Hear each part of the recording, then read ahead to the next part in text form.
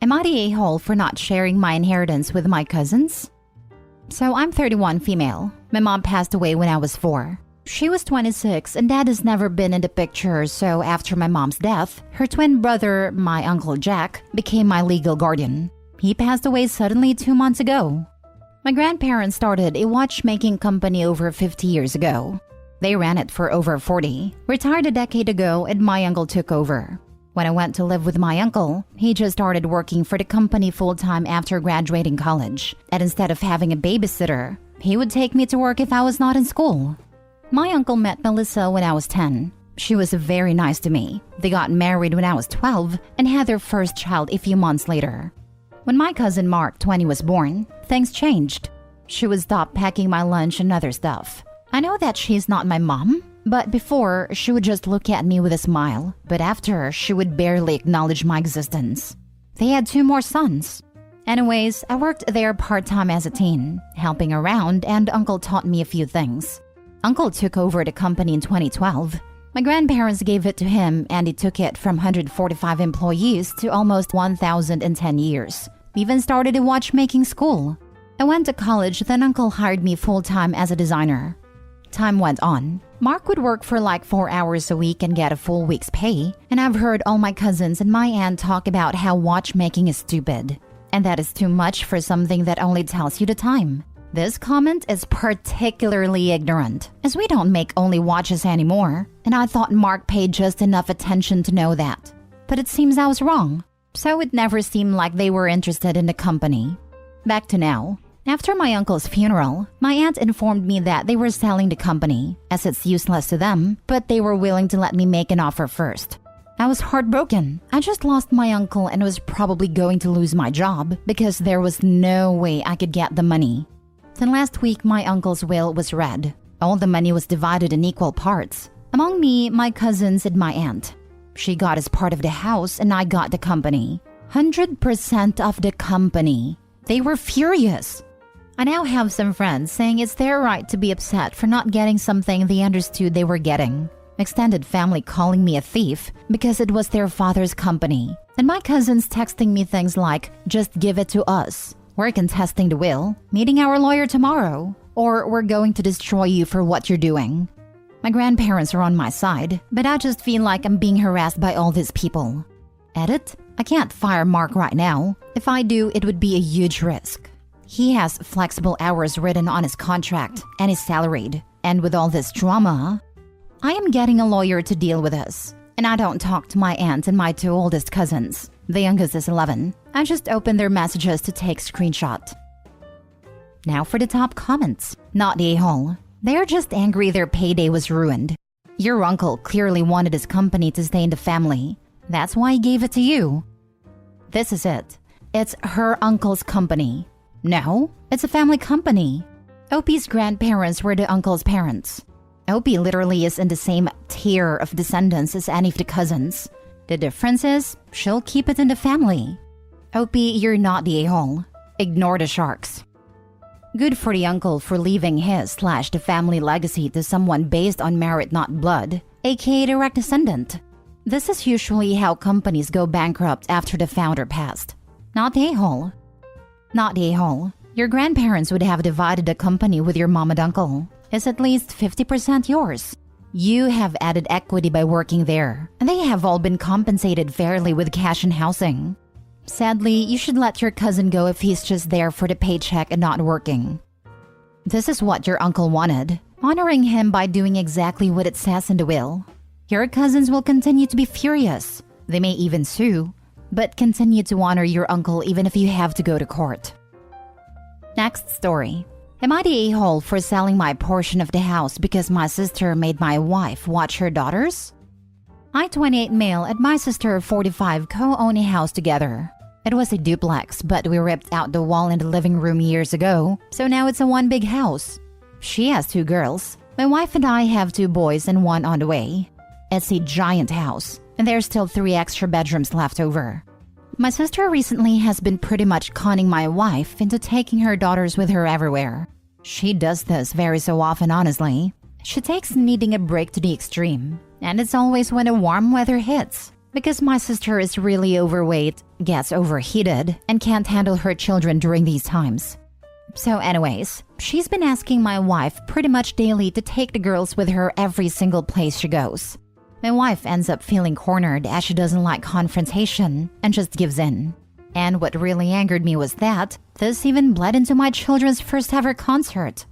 We got tickets well in advance and unfortunately, I ended up breaking my hip and couldn't go. So there was a ticket left over. I was destroyed over not being able to go. I was in the hospital, but my wife decided to still bring the boys. Then she calls when they got there, and I find out that my sister basically told my wife how unfair it was that there was an extra ticket that her oldest daughter could use and she didn't even ask to bring her. Needless to say, the kid ended up being taken to the concert. And by the time my wife got to the concert and called me, she was crying and completely overwhelmed and didn't even enjoy herself. My niece has ADHD and is one hell of a handful, so there was no relaxing. I got home 2 days ago and went up one side of my sister and down the other. Told her that she had to take our kids this weekend so my wife could go and relax after being conned into parenting 2 extra kids for so long and not getting a single stroke of a second to herself. My sister got angry, saying my wife could have just said no. But my sister never takes no for an answer, so this response was truly manipulative. So in turn, I told her I'm selling my portion of the house, which means she would have to sell or convert back to duplex, which they don't have the money for, because I don't want to be around her BS anymore. She's been begging and crying to us for 2 days, trying to take our kids and kissing our butts. This home has been in our family for 6 to 8 generations, so my sister doesn't want to sell. But I have to stick to this because I don't trust her. Am I the a-hole? Edited to add, well, I can appreciate people saying that this is an open-ended threat on my end and that I would be responsible for the cost of converting back to a duplex. Please understand that I've already spoken to a few lawyers about this as I thought the same thing. And no, it's not on me financially to do this because of how the co-ownership deed is written. I'm not sure the in-depth legalities, but I did speak on behalf of this issue profusely because I too thought it would be my obligation to rebuild a duplex with my intention to sell. But legally, it is not on me for whatever reason. Not the a-hole. You are all insane people for tearing down that wall in the first place, lol. Exactly. Good walls make good neighbors. Not the a-hole. I don't think a wall would stop that sister. Sister is super entitled. The wall wouldn't have even slowed her down. She'd have just dumped an OP and his family. Not the a-hole. What your sister has been doing to your wife is pretty scummy. Though I'm honestly surprised that you let it get to the point where you were so fed up you decided to sell the house. Either way, she needs to take responsibility for her own children and not have the ability to corner your wife into doing it for her. Also, if the home has been in the family for generations, the former duplex may not meet the zoning codes for lot size and zone. Legally not conforming uses are permitted unless they have been abandoned for a year in most jurisdictions. It's standard language in local zoning codes, so it may not be possible to convert it from a one-family back to a duplex. From my understanding, my sister didn't take the proper measures to convert to a duplex to begin with. I was 16 when the wall was ripped out, so I'm unsure how that will affect things long-term either. I haven't gotten that in-depth with the lawyers. Next story. Am I the a-hole for bringing up the fact my brother hasn't had a steady job since he graduated 3 years ago? Today we had a little barbecue for Memorial Day at my mom's house, and my brother, who's 21, was noticeably tired and not really speaking unless spoken to, but has kind of always been like that. It was enough to be noticeably worse today though, so I asked him how he was doing, and he said he's fine and just had a long night with his friends and PlayStation. I told him he should have probably planned to go to sleep early so he'd have energy for the barbecue today, and he sarcastically responded that he couldn't help it. I regret my response to this, but I said, maybe you'd have more energy if you had a job. His demeanor quickly shifted, and he was pretty insulted, but it's been a recurring argument between us that he needs to get off his butt and help our mom with rent, but for some reason he just doesn't. No matter how hard we poke and pet him, he won't budge. He's not in college, and the only money he makes is when he goes logging with my dad, which isn't really a job and only happens a few times a month. Eventually, he started crying and ran to his room. My mom was angry with me for ruining the barbecue, which I didn't expect to happen, and told me I should probably leave. I'm a 23 female and I've had a job ever since high school, and I'm in college currently. I moved out when I was 19 and never looked back. But for some reason, my mom isn't as strict with my brother as she was with me. She occasionally sends him links to places that are hiring, and that's it. Honestly, he's got a heart of gold and lots of friends and family who adore him. I just wished he'd get a job to help my overworked mom out. Am I the a-hole? Now for the comments before the mini update. But I said, maybe you'd have more energy if you had a job. This right here is a cheap shot and doesn't even make sense. Not to mention a drama starter. Can't blame your mom for asking you to leave. You tout that you've had a job since high school, go to school currently and live on your own. Yet here you are starting unnecessary childish drama at a family barbecue. You're the a-hole. You are taking a problem that has nothing to do with you and making it your problem. Comments like that are not going to help him. He's an adult. His job situation is his to deal with. And if he's not paying rent to your mom, that's up to your mom to sort out. I also think you are not accounting for details you may be unaware of here, like if he may be dealing with some mental health issues or other problems in his life. It sounds like resentment from the unequal treatment between Opie and her brother. That's what I was thinking. There's some golden child/scapegoat energy here, but I give her a soft "you're the a-hole" because she did start drama at a family event. In your comments, you say that your brother has anxiety, depression, is on meds, and is in therapy. Clearly, he is struggling, probably more than you know, and trying to manage life the best he can as a 21-year-old. I'm not sure why you feel the need to insert yourself into any of this, to be honest. Seems kind of like you enjoy comparing yourself to him and trying to make him feel beneath you. The fact that you chose to hound him about this, something that really is none of your business, in front of others was totally out of line. You're the a-hole. You owe your brother an apology. He needs encouragement and support, not condescending lectures and scolding. The title says graduated 3 years ago, so remember that this is a kid whose final high school years were COVID years. I know this seems like an excuse, but we're really seeing serious mental health issues and an almost adult version of a newborn's failure to thrive by some of those students. His high school education and social development were very different than what Opie would have experienced. He needs help and support to move on, not additional guilt. Now for the mini update. I apologized earlier today and bought him lunch. We're also gonna try family therapy and see how it goes. He also accepted my offer of trying to help him get a job at my place of work.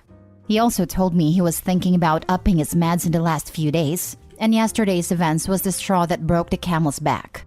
Everything seems to be dandy now, but I may make a post in the future if he doesn't keep his word about keeping a job at my place of work. Last story. Am I the a-hole for wanting to live with my father over my mother despite his cheating? I, 19 female, grew up with a very one-sided family dynamic. I have a great relationship with my father, and we have always gotten along with each other. He was way more present in my upbringing than my mother, and I overall just prefer being with him. He was always there for me and never prioritized his job over the family. My mother, on the other hand, was more focused on her work than being a part of my life, and that has really drawn a wedge between us. I don't hate my mom, but I don't have nearly as close of a connection with her as I have with my father. Her work was always prioritized over my father and I, and it felt like my parents weren't even married. So, my mother recently found out that my father has been having an affair with a coworker of his for the past 2 months. I had no idea about this, so this definitely came as a shock to me. They're getting a divorce, and my mother is planning on moving out of our house soon. And my mother told me that I should start packing my stuff so that we can move out as soon as she can sign a lease in an apartment. But to be honest, I don't really want to move out with her, and I'd much rather stay with my father. I know what he did was terrible, but I still wouldn't really feel at home or comfortable living alone with my mom. I know that if I live with my father, he'll continue to support and take care of me like he has been doing, and like my mother. When I told my mother that I wanted to live with my father, she had a mental breakdown. She started telling me that her father broke up our family, and that he broke her, and that me choosing him over her is a massive betrayal from me towards her. My mother got really emotional, and I felt bad about this all. Am I the a-hole? If the dad was earning less than your mother in this time period, it makes sense that your mother was more career-focused to manage the house expenses. While this doesn't mean the family can be neglected, it also hints that maybe your father was having affairs for a long time and chose to remain distant from the mother, which further drove her away to focus on work. He was only caught this time. No reason to think he wasn't cheating before. Do you know for sure that your mom wasn't significantly earning more, or rather that your father brought home lesser income? During your childhood, not current situation. My father earned more than my mother and took care of the majority of the bills at home. He was a hard worker, but always made sure that he had time for the family and never let his career come between us. And because my father did so much for the family, my mother was rarely present and was always focused on her career and put us on the back burner, which made us feel neglected. We always expressed to her how we felt, but she never listened. Do you feel him cheating on your mom was justified then? It just sounds like you're okay with everything that happened.